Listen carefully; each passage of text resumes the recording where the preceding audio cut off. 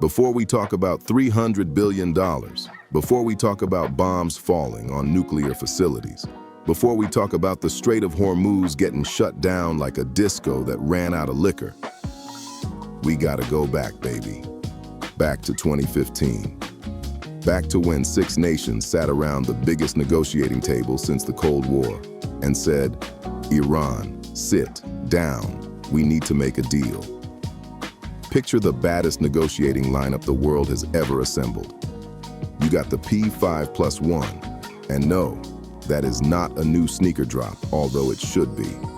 P5 stands for the 5 permanent members of the UN Security Council: the United States, the headliner; the United Kingdom, the sophisticated one; France brought the cheese and the diplomacy; Russia showed up with their own agenda, as always; China, quiet, calculating, taking notes; plus Germany, the bonus track nobody expected but everybody needed; plus the European Union rolling in like the whole horn section; and across the table, Iran. This wasn't a friendly dinner, baby. This was a high-stakes negotiation that took 20 months of diplomatic back and forth. Longer than most marriages last in Hollywood.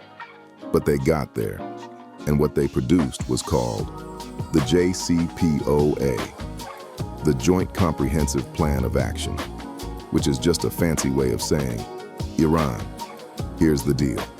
You cool down the nuclear program. We lift the economic pressure. Everybody breathes. Now, the JCPOA had 3 core provisions. Sterling Truth calls them the 3 records. Iran agreed to limit its uranium enrichment, scale back its stockpile, redesign its nuclear facilities so they could not produce weapons-grade material. Think of it like this. Iran could still have a kitchen, but we were taking away the industrial stove, the deep fryer, and the walk-in freezer. You can make a sandwich. You cannot open a restaurant. Iran agreed to let the International Atomic Energy Agency, the IAEA, come through anytime for inspections. No advance notice. No hiding the equipment. That's like your mama having a key to your apartment. You might live alone, but trust and believe she is coming through on a Tuesday at 2 p.m. unannounced, and everything better be clean in exchange for all of that. The international community agreed to lift nuclear-related economic sanctions on Iran. Baby, Iran had been under sanctions so tight, they were like a polyester jumpsuit 2 sizes too small in the middle of a July heat wave. Sanctions relief was the deal sweetener that made the whole agreement possible. And for a while, baby, the groove was right. Iran was complying. The IAEA was inspecting.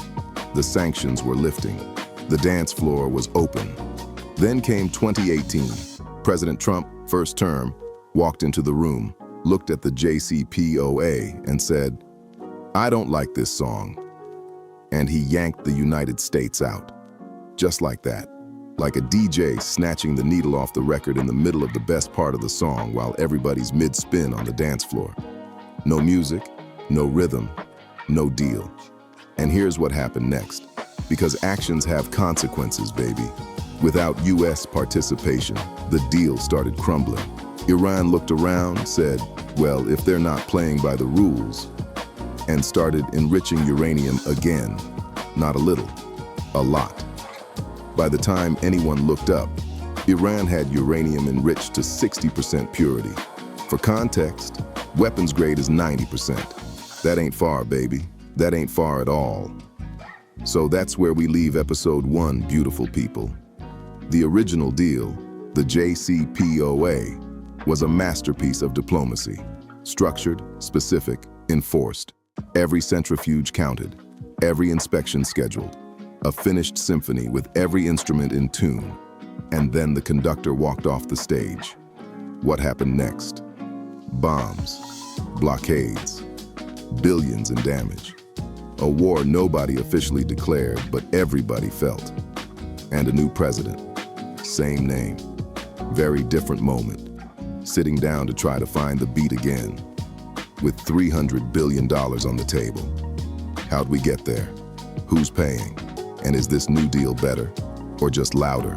Episode 2. coming at you like a horn stab on the one. I'm Sterling Truth. Stay funky, stay informed.